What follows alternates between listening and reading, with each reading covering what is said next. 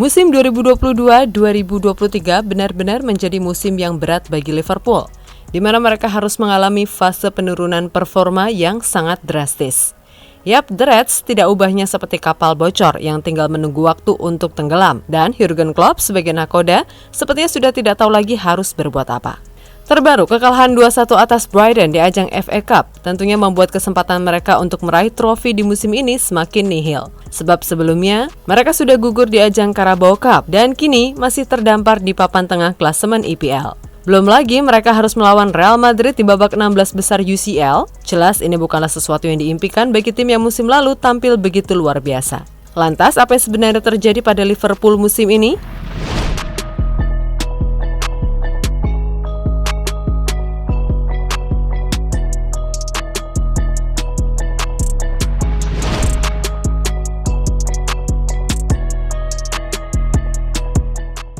Tahun sudah berganti ke 2023, tapi permasalahan Liverpool tetaplah sama, di mana salah satunya adalah soal cedera.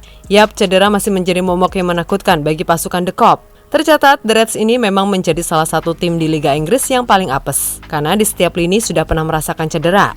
Di lini belakang, beberapa pemain tercatat semuanya pernah cedera. Kini, bek andalan mereka, Virgil van Dijk, dilaporkan juga alami cedera yang kabarnya tidak akan sembuh dalam waktu dekat. Lalu para pemain tengah seperti Thiago Alcantara, Jordan Henderson, Naby Keita, sampai James Milner seolah silih berganti merasakan cedera. Belum lagi lini depan. Terhitung per 2 Januari 2023, para penyerang Liverpool seperti Diogo Jota, Roberto Firmino, dan Luis Diaz harus menepi cukup lama karena mengalami cedera.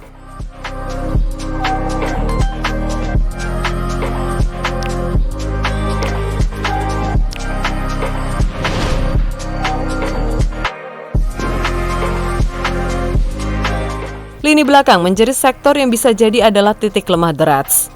Pasalnya, gawang Alisson Becker kerap kali dijebol oleh situasi yang sebenarnya mungkin tidak terlalu berbahaya. Contoh paling baru adalah saat mereka dikalahkan Brighton 2-1 di ajang FA Cup.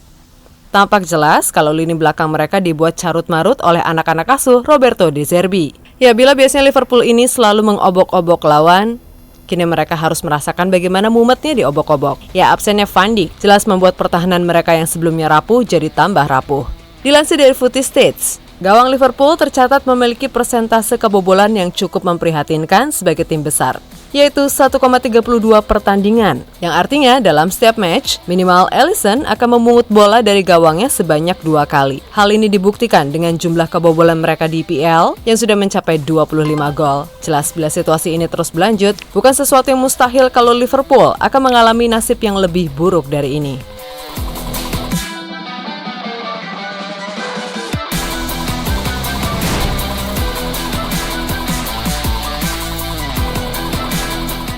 Musim lalu, kekuatan Liverpool bisa tertutupi oleh performa apik para pemain inti yang bisa tampil apik dan tidak cedera.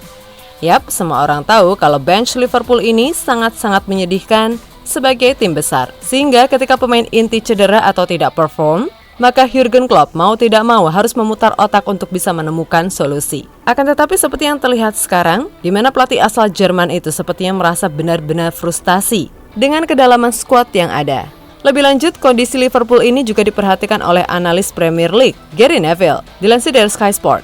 Ia menjelaskan jika ada banyak masalah yang terjadi dalam waktu yang bersamaan di Liverpool, mulai dari cedera pemain hingga pemain-pemain yang tampil di bawah standar. Masalah terbesar Liverpool bukanlah Trent Alexander-Arnold, meskipun dia membuat sejumlah blunder. Mereka selalu punya vokal point, tapi untuk sekarang, Virgil van Dijk dan beberapa pemain penting sedang tidak bermain di level terbaiknya. Cedera juga jadi masalah bagi mereka.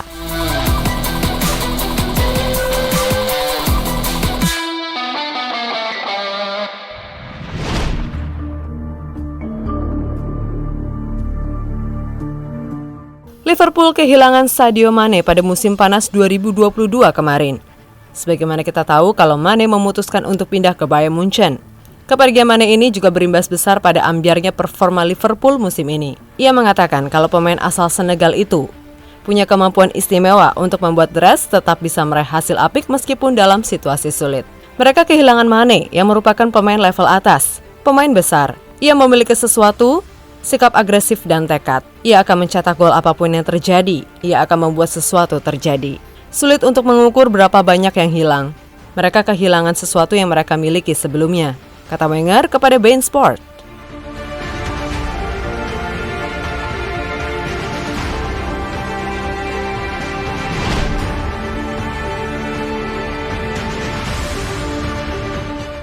Masalah berikutnya yang terus menghantui Liverpool sampai sekarang adalah lini depan yang tumpul.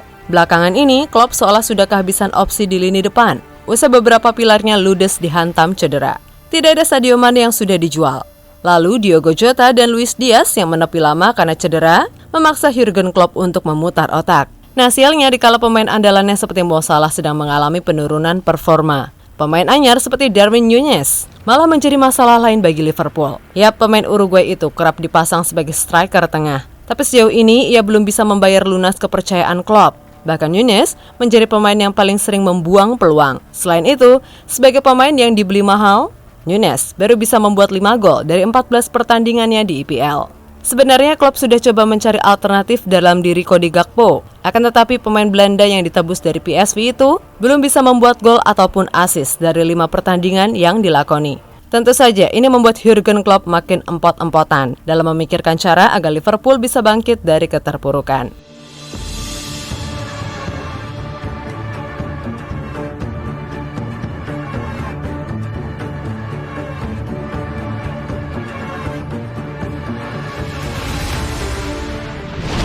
Ya, mau dilihat dari sisi manapun, tidak adil rasanya bila semua kesalahan dilimpahkan ke Jurgen Klopp.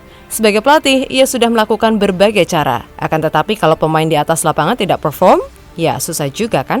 Ketimbang menyalahkan, justru Klopp ini adalah orang yang seharusnya paling layak mendapatkan rasa kasihan, khususnya dari para fans Liverpool.